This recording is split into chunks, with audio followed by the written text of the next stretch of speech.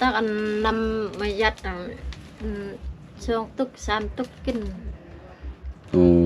ไปคอตักอันนำนางยัดหั่นแม่น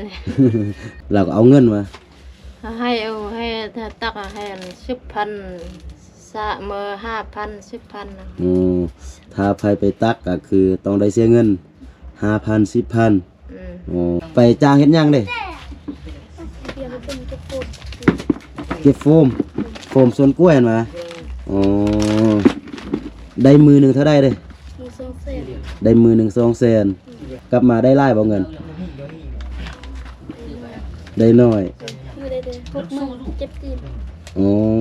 เฮ็ดเยอะได้แต่6 มื้อเจ็บตีนเป็นหยังเด้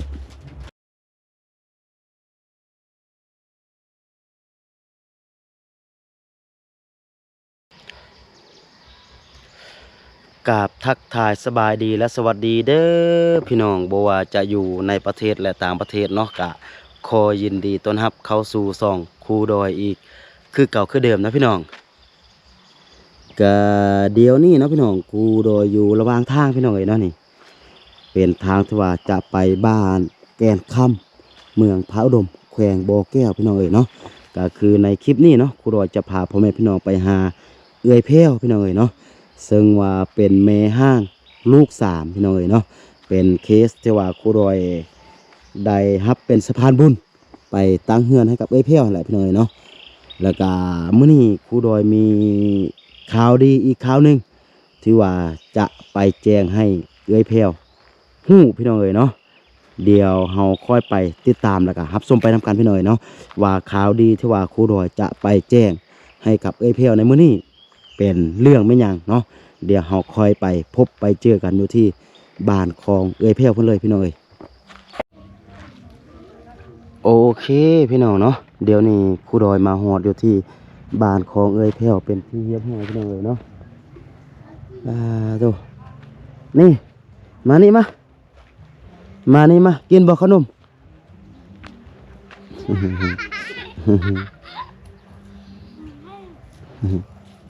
นี่ไปเอิ้นหมูมาเนอะไปเอิ้นหมูมาอยู่นี่เนอะเดี๋ยวไอ้แจกขนมให้กินไปย่างมาเด้จะลูกไปย่างมาเด้ไปเก็บผักมา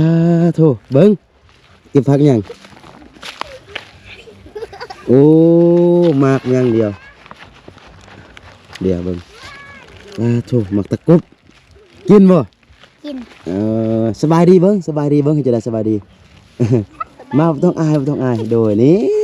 เอ้ยผู้นี้นี่มาเฮ็ดไม้เบิ่งสบายดีเบิ่งโดยมาสบายดีโดยมาลูกสบายดีกล้องมาสบายดีอัน FC เพิ่นได้มาสบายดีโดยนี่เดี๋ยวไปเอิ้นหมู่มาไล่ๆเด้อมาบนนี้เดี๋ยวอาจแจกขนมเด้อบ้าโทรไปน้องบึกเกือบโทร นี่เอ้ยแพ้วมาเปลี่ยนที่เรียบร้อยไปหน่อยเนาะเมื่อกี้มาแล้วก็เอ้ยแพ้วบ่อยู่ แล้วก็ครูดอยก็บอกคนไปเอิ้นเอ้ยแพ้วมาป้าโทรไปน้องไม่นี่เต็มเลยไม่โทรป้าโทรอันนี้คือว่านอนสูงเถอะว่ะนี่สาดมาปูอยู่เทิงนี่นอนอยู่บนอันไม่นี่เลยพี่น้องเอ้ยเนาะโธ่เห็นยังลูกเห็นยังดิน่ะโอ้เห็ดอันนั้นกระสุนเนาะเดี๋ยวไอ้เบิ้งนี่พี่น้องนี่เดี๋ยวก็เอากระสุนมามัดพี่น้องเนาะเพื่อที่ว่าจะยิงนกนี่มาสบายดีแล้วลูกนะสบายดีโดยเกือบคือบ่ใส่โอ้ นี่โธ่สบายดีไอ้เพียวสบายดีโดยไปยังมาดิไปเล่นฮะไปเล่นอยู่ใส่พ่นไปลินเฮ็ดยังไปช่วยเวียกเขาเฮ็ดยังกินดองเขากินดองอ๋อโดยเป็นจังใดช่วงนี้บ่เห็นกันโดนสบายดีอยู่ที่สบายน้อยนึง เป็นจะได้สบายน้อยนึง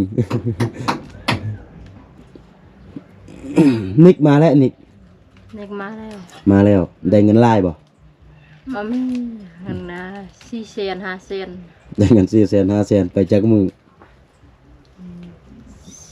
10ไปมือมา ไป10ไปมื้อมาโดยลูกเจ้าดูน้องนิกน้องเนี่ยดู ไปเล่นญี่ปุ่น ไปเล่นญี่ปุ่นบนงานดองพุ่น ไปเบิ่งมา ไปเบิ่งเขากินดอง อืม เดี๋ยวนี้เจ้าไปช่วยเวียกเพิ่นหนึ่งข้าวหนึ่งน้ำแล้วก็มาเพิ่นก็สิไปตื่ม ไปโอ อยากกินดองน้ำเพิ่นบ่ กินโอ ว่าเจ้านี่อยากจะกินดองว่ะ กินแม่ กินแม่จะได้ เจ้าจะเอาผัวมาให้กินดองตื่ม หมอเอา ไหนบ่ว่าอยากจะกินดองตื่มแม่นไปกินดองติบ่แม่น น้ ว่า องเข้าโอ โอเค เขานำซ้ำปลากะยังมีอยู่เนาะเขากินยังมีอยู่เนาะ กินบ่มี บ่มี เขาซื้อมื้อนั้นดูหมดแล้ว หมดแล้ว หมดไวแท้กินหลายแท้ กินสมือบ่หมดนั่นหยัง กินเสมอบางมื้อเจ้าก็บ่ต้องกินเนาะ นี่ กินมื้อนี้มื้ออื่นก็บ่กินก็กินมื้อฮื้อแบบนี้อ๋อ ตายโอ ตายบ่ตายติ ตายโอลูกเขากินสมือเฮาบางมือเฮาก็กินบางมือเฮาก็บ่กินเอากินปุ้ยกินเบียร์กินหยัง ช่วงนี้ได้ไปรับจ้างบ่ช่วงนี้บ่ได้ไป ไม่ไป อยู่แถวนี้บ่มีเบียร์รับจ้างมา บ่เก็บถั่วมีอยู่เก็บถั่วสมือถั่วหมดเลย บางส่วนหมดแล้วเดี๋ยวนี้ ถั่วหมดแล้ว ช่วงเพิ่นนั้นเก็บทั่วเจ้าก็ไป ไปเอา ไปมื้อหนึงเจ้าได้จักแสนเด้จะไปเก็บทั่ว เอาไปเป็นมือแป้งใน3 มือ4 มือมือนึงอยู่ใน2 เซนเซน5 2แสนแสนห้า2แสนก็ประมาณ300 บาทพี่น้องเอ้ย300ปลายบ่ฮอดบ่300นี่2แสนนี่ฮอดเอาเนาะ เงินมาก นั่นแหละ เก็บเขาก็อยากนอนเขาก็นอนเขาไม่ได้เก็บ เอาไปกลางคืนน่ะ ก็ไปกลางคืน เก็บกลางคืน เก็บฮอดจักโมงเด้กลางคืน เก็บจนแจ้งเลย จำแจ้งเลยบ่ได้นอนมุดคืนเลยบ่เนาะไปแล้วก็ถ้าอยากนอนแล้วแม่นนอนอยู่หั่นนอนตื่นมาก็เก็บทั่วโตเนาะ มานอนแก๊สแจ้งเขาก็เอาทั่วไปค่ายเขาก็มาเขากลับเลยตำรวจก็นอนอยู่เพื่อน มาแล้วมานอนอยู่เฮือนอ๋อโดย อันนี้เด้ไม้ไผ่นี่ไม้เจ้าวะ แม่น้องชาย ไม้น้องทรายโอ้น้องทรายเจ้าเสียเฮือนแล้วก็ซื้อไม้มาบ่มีบอนปะเลยแม่ปะอยู่นี่ปะอยู่พุ่นบ่มีคนอยู่ยันเขารัก แม่นเลย ขนาดไม้พี่น้องเนาะนี่โอ้โธ่ความงามเป็นไม้น้องทรายของไอ้เพียวพี่น้องเนาะเพิ่นกำลังเช็ดเฮือนนี่อยู่ลุ่มนี่แต่ว่าจะปะอยู่ลุ่มพุ่นมันบ่มีคนอยู่พี่น้องเนาะ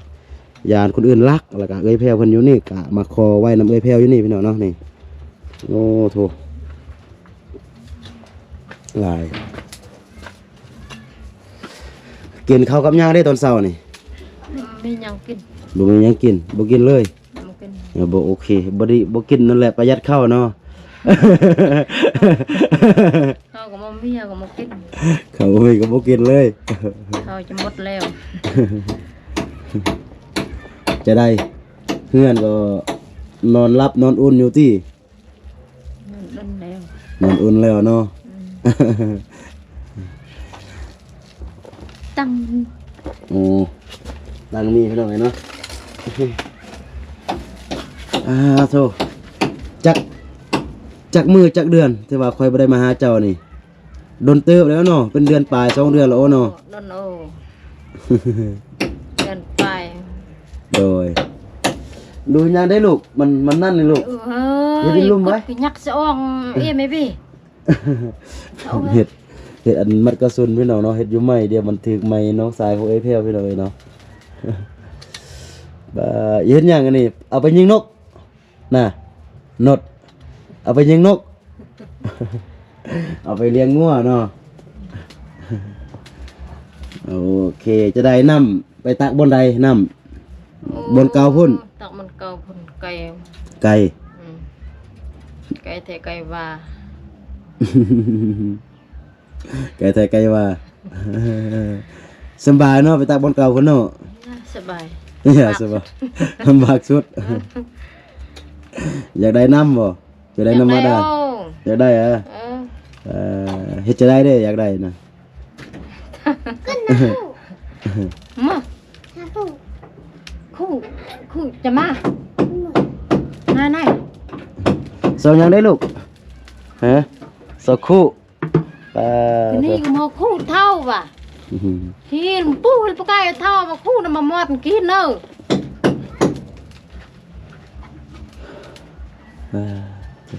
อยากได้เนาะน้ำเนาะ อยากได้โอ้ อยากได้อะไรเฮ็ดแนวใดบ่มีเงินเลยจะได้ ให้ถ้าเอาน้ำเอาสบายเลย เฮ็ดเอาน้ำนี่สบายเนาะ เอาน้ำสบาย มีน้ำถ้ามีน้ำเลยข้าวบ่มีก็ยาเนาะบ่กินแล้วก็แล้วเนาะข้าวเนาะเอาจัง ก็ตาย ก็กินข้าวตายเนาะ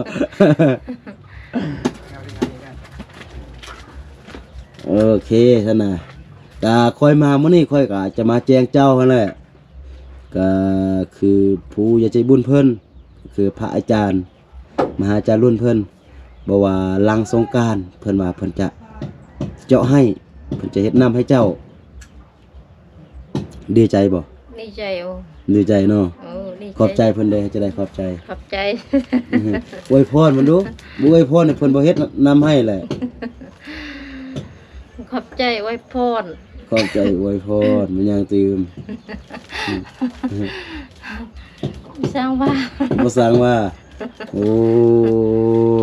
ซ้ำตอนเจ้าสร้างสอนลูกเจ้าดูเจ้าว่าจะได้ สร้างสนลูก บ่สร้างสอนลูกมีแต่ลูกสอนเจ้า ว่าไม่ยังเหรอก็มาฟังก็มาสร้างสนเลย ว่า ว่า แม่น ยังเลย ตามที่ว่าพระอาจารย์เพิ่นบอกน้ำค่อยเพิ่นบอกว่าแล้วสงกรานต์แล้วก็เพิ่นจะเบิ่งให้เพิ่นสิเจาะให้นำบาดาลนะให้เจ้าเดี๋ยวนี้ก็อดทนไว้ก่อนนะลำบากไปตักบอนพุ่นก็ไปเพราะว่าลำบากก่อนแล้วมันจึงสบายนะเดี๋ยวนี้ก็อดทนลำบากไว้ก่อน ตักอันนำมายัดอ่ะช่วงตุกสามตุกกิน อ๋อไปคอตักอันน้ำนางยัดหั่น แม่น คอน้ำไผ ไม่เท่า คอน้ำไม่เท่าหั่น อ่า เดี๋ยวนี้ไม่เท่านางยัดยังอยู่หั่นเนาะ อย่าให้เนาะ โดยเราก็เอาเงินมา ให้เอาให้ถ้าตักอะให้10,000สะเมื่อ5,000 10,000นะ อ๋อถ้าไผไปตักก็คือต้องได้เสียเงิน 5,000 10,000 อ๋อโดยมื้อหน้าถ้าเจ้ามีเจ้าก็เฮ็ดแบบนี้คือกันเด้อสมมุติว่ามีคนอื่นว่าอยากมาตักน้ำเจ้า ใส่กาแฟเอา แม่นเพราะว่าถ้าเจ้าบ่เก็บเงิน เจ้าก็บ่มีอันเงินที่ว่าจะมาเสียค่าไฟหั่นน่ะก็ต้องได้เก็บคือกันบ่แม่นว่าคิดที่แต่ว่าเฮาอยากแบ่งปันให้เพิ่นอยู่แต่ว่าเฮาแบ่งปันเฮาก็บ่มีหั่นน่ะเฮาต้องได้เสียค่าไฟถ้าผู้ใดมาตักก็ต้องได้พันธะเงินเพื่อที่ว่าจะเสียค่าไฟคือกันน่ะนะ เลย เงินก็บ่เป็นหยังติเงินน่ะ มันเป็นยัง โอเคเนาะขาดแต่น้ำเนาะ ขาดน้ำน้ำเอาสบาย ถ้ามีน้ำจะสบายเนาะ สบาย เขาบ่จำเป็นกินแต่น้ำก็พอเนาะ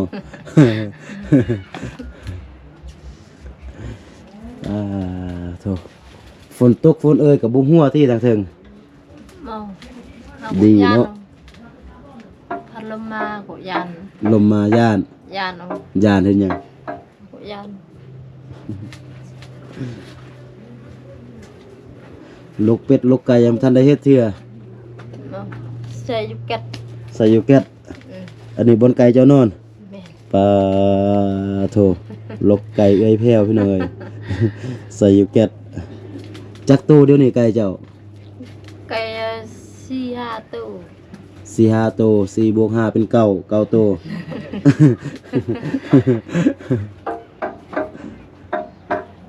อันนี้มาเจ้าหมดวะนี่2 ตัวนี่ของเจ้าแม่นตัวนี้ เนี่ยของน้องไส้ อันนี้ของน้องทราย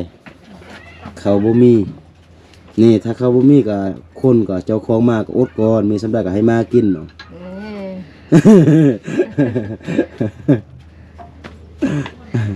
แม่นเกลือมากกับเกลือกับเข้าคือกันแม่นนี่มื้อหน้าก็ มีก็กินบ่มีก็บ่กินมา มาถ้ามีก็กินบ่มีก็บ่กินคนก็เฮ็ดแบบนั้นโอ้มีก็กินบ่มีก็บ่ต้องกิน คนได้นั้นบ่มีก็ให้เอาคน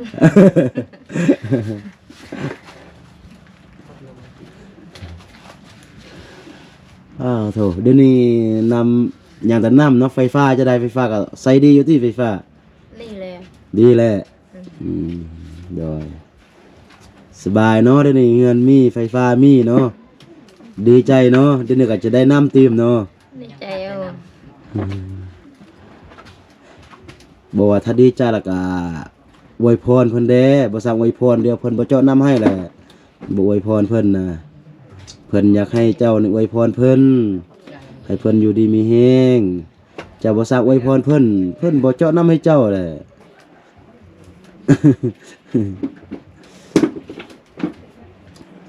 ประตูหน้าต่างก็แจเฮือนก็ยังดีทั้งสองเนาะ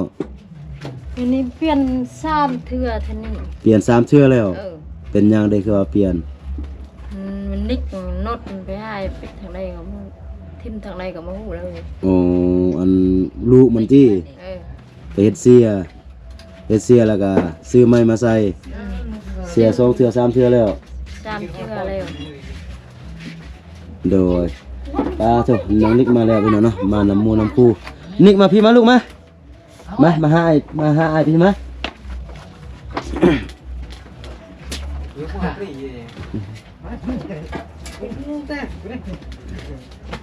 มาเอาตังค์มานั่งน้ำแม่นี่มา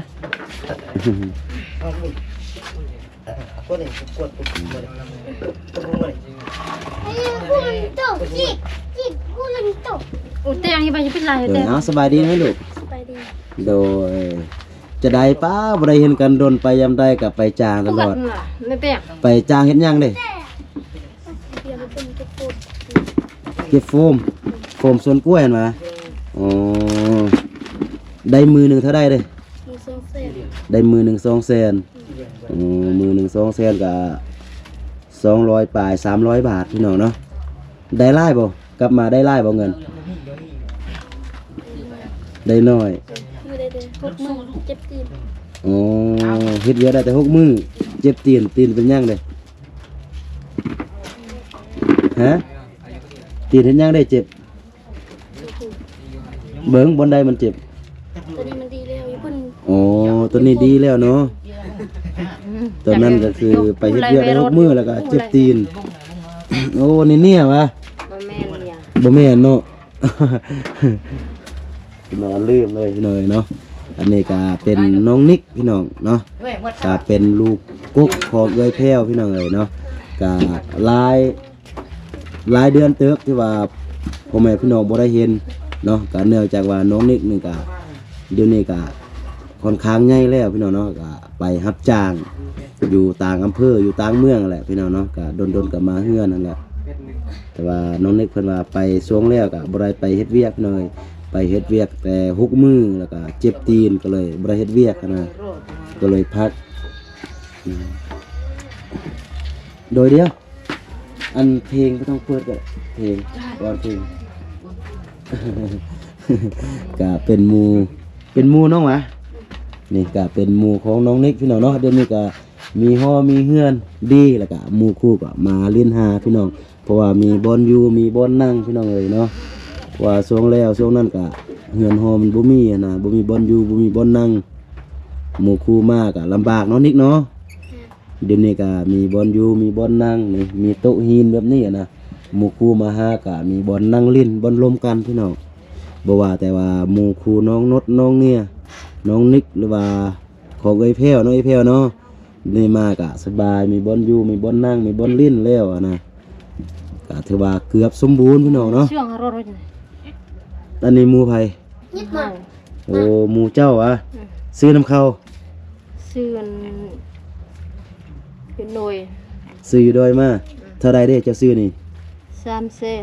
ซื้อ300,000โอ้โคตรถือแท้ ชื่อยังน้อยหน่อย โอ้ซื้อตัวยังน้อยตินี่เอ้ยแพรพี่น้องเนาะก็เป็นคนที่ว่า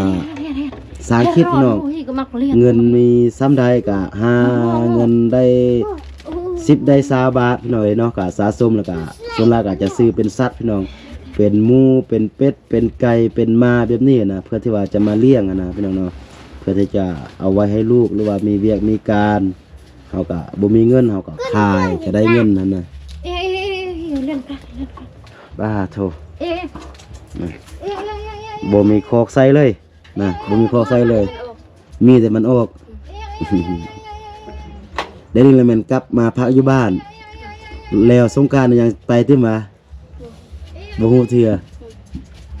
ถ้ามีเวียกนี่แม่นไป ถ้าบ่มีเวียกก็อยู่เฮือนเนาะโดยพี่น้องเนาะก็ส่วนหลายเงินที่ว่าไปรับจ้างมาน้องเก็บเองหรือว่ามาให้แม่มาให้แม่โดยน้องนี่ก็เฮ็ดเป็นที่เรียบร้อยก็สุน ก็ดีแล้วเฮาไปรับจ้างได้ซ้ำใดก็เอามาให้แม่เก็บไว้ซื้อเป็ดซื้อไก่ซื้อหมูซื้อมาเลี้ยงไว้ตัวหน้าเฮาต้องการเงินเฮาก็ขายเด้อบ่ต้องเอาไปจ่ายฟุ่มเฟือยเอาไปจ่ายโลเล่เด้อเฮาเดี๋ยวนี้เฮาก็ใหญ่แล้วว่าน้องเป็นลูกกุ๊กเด้น้องก็อาจจะเป็นคนที่ว่าเบิ่งแยงแม่แล้วก็เบิ่งแยงน้องนั่นแหละเดี๋ยวนี้น้องก็เริ่มใหญ่เริ่มเป็นบ่าวแล้วก็ดีแล้วที่ว่าน้องยังสร้างไปหาเงินไปรับจ้างพุ่นรับจ้างพี่นะได้เงินซ้ำได้ก็นอกจากเก็บไว้น้อยนึงเพื่อที่ว่าตัวเองจะใช้จ่ายเด้แล้วก็เอาไว้นำแม่เด้เพื่อที่ว่าให้แม่นก็เลี้ยงน้องเด้แล้วก็ซื้อเป็นสัตว์เป็นแม่งคืออ้ายว่าเมื่อกี้นั่นแหละซื้อเป็นเป็ดเป็นไก่เป็นหมูมันหยังก็มาเลี้ยงไว้อะนะเด้อโอเคแล้วก็บ่ต้องไปเฮ็ดคือเพิ่นคืออ้ายว่านั่นแหละ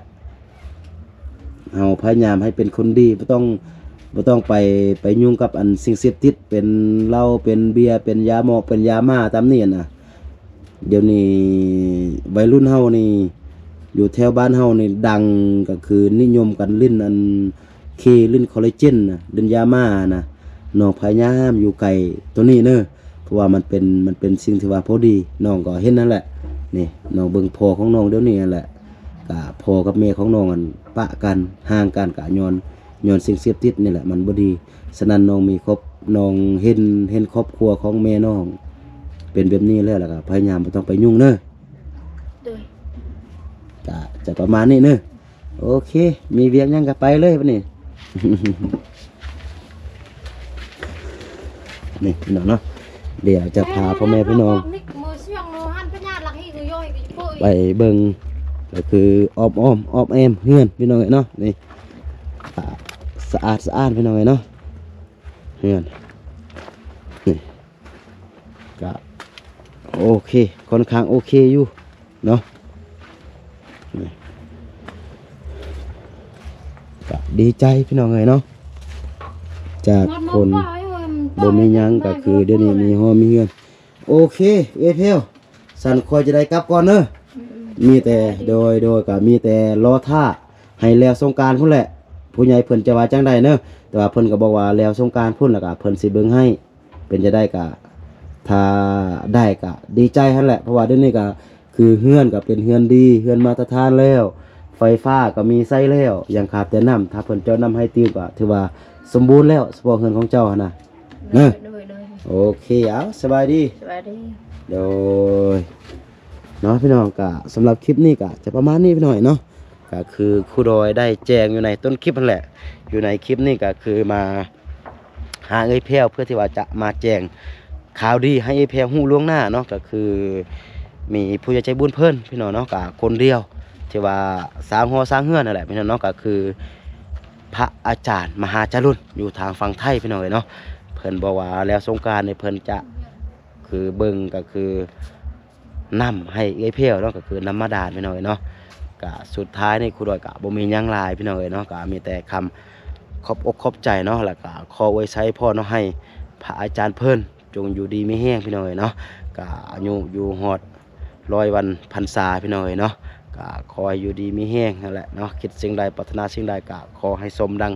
ใจปรารถนาเนาะสาธุพี่น้องเนาะ สำหรับคลิปนี้ก็จะประมาณนี้พี่น้องแล้วก็ค่อยพบกันใหม่ในคลิปต่อไปส่วนจะเป็นคลิปใดอยู่ไสก็อย่าลืมเข้ามาให้กำลังใจกันคือเก่าคือเดิมเนาะสิ่งที่ว่าสำคัญก็อย่าลืมเบิ่งโฆษณาให้กับครูดอยเพื่อที่ว่าจะเป็นกำลังใจให้ครูดอยในการไปช่วยเหลือสังคมแบบนี้ต่อไปเนาะสำหรับคลิปนี้ครูดอยต้องขอตัวลาไปก่อนสบายดี